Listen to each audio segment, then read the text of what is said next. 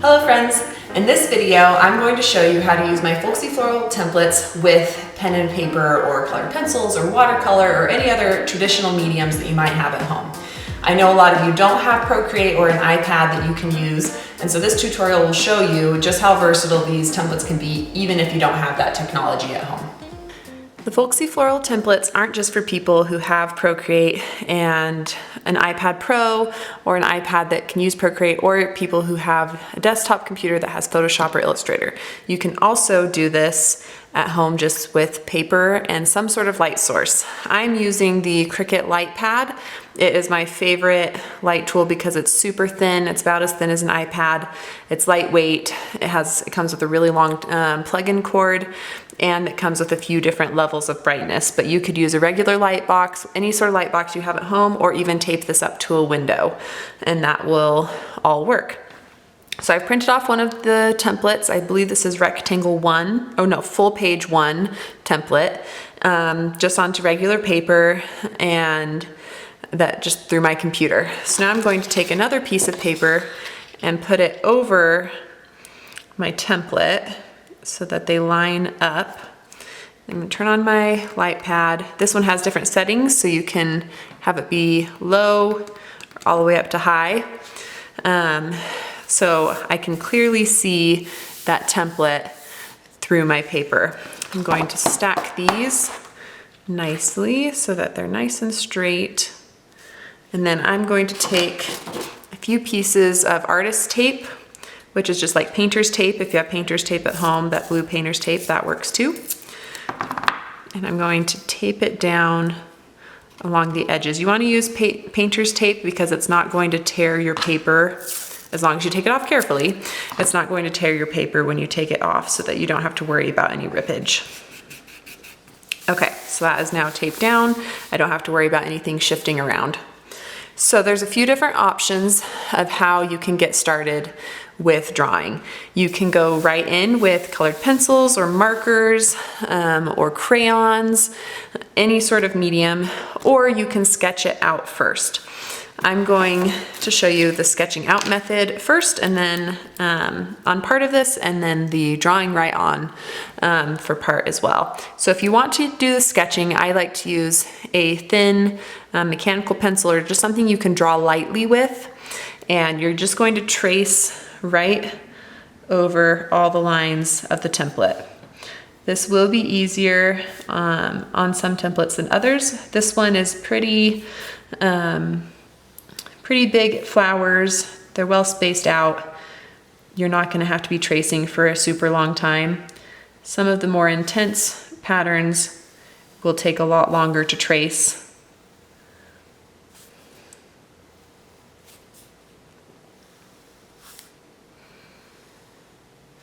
Okay, I'm not going to trace the whole thing right now, but if I turn off my light pad, you can hopefully see. So if I turn off my light pad, you can see now that I have lightly drawn on that middle flower with the template. So I'm going to take this little kneaded eraser, get a nice clean edge so I'm not getting my paper dirty with old lead. So a nice new edge. And I'm just going to lightly almost dab my pencil lines with my eraser. This makes it so I can still very lightly see my pencil lines, but they're not quite as strong. This is also how I transfer to do my watercolor paintings, because most of them I draw on my iPad first and then trace them onto the paper and then just give myself this nice light outline, which you can probably barely see in this video now. So you can do that part after you've traced the whole thing, take it off your light pad, dab it with an eraser, and then you can draw right on top, and you should only have a very light template behind it. So if you go over with thick markers or colored pencils, you shouldn't be able to see those very light lines anymore at the end, and you'll have a final piece.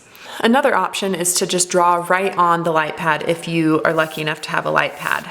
The sketching out and erasing version is great if you're using a window, because then you can just stand up by the window, trace everything, take it off the window, and then draw. But if you have a light pad that you want to use, then you can draw directly on the light pad. I'm going to turn this down to about the second to last so I can just lightly see my template behind it. And I'm just using Prismacolor colored pencils, but you could use any sort of medium that you have at home.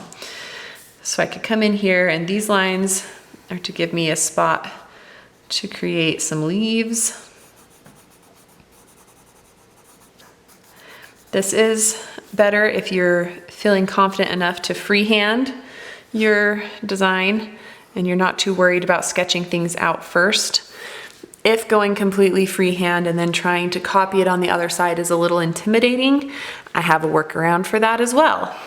So I'm going to take this top layer off and fold it down, or just take it all the way off. If you're a little bit worried about making sure that you can get each side to be the same, if you're worried about trying to draw all of your shapes and have them turn out right, you want to be able to erase, but you don't want to have to erase on your nice, you know, pretty colored version, then you can take this template and you can do your sketching right on the template. So let's say I know I want this flower to have some big leaves, maybe like that. And then this top part to have a scallop. And then maybe I'll have some little details coming out like that. It can be very rough, or you could be super in-depth, whatever works best for you. And you wouldn't even have to do this part on the light pad. You could just do this just at your kitchen table without any sort of light pad available. Let's say I want this flower to actually have a circle in the middle and some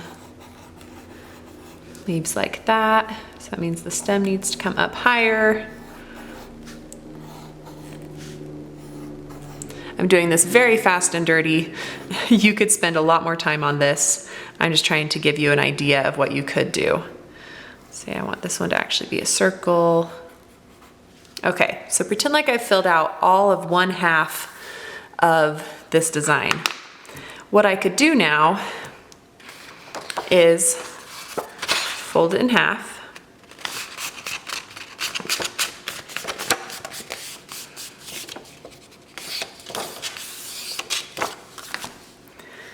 Lay down my paper, match up 1/2 of the paper to the 1/2. And it actually might, and I would want, for this one, I'd want to turn up my opacity, or you could, instead of folding that underneath paper, you could cut it in half so that you don't have, it's not trying to go through 3 layers of paper with the light, you're just going through 1. And then, now that I have, you know, this flower is all sketched out, I know how I want it to look, I can go in with my nice colored pencils and feel more confident in my placement of that flower.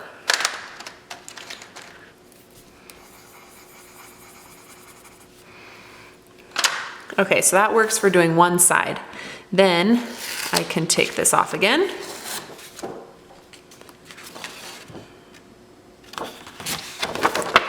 Flip it to the other side.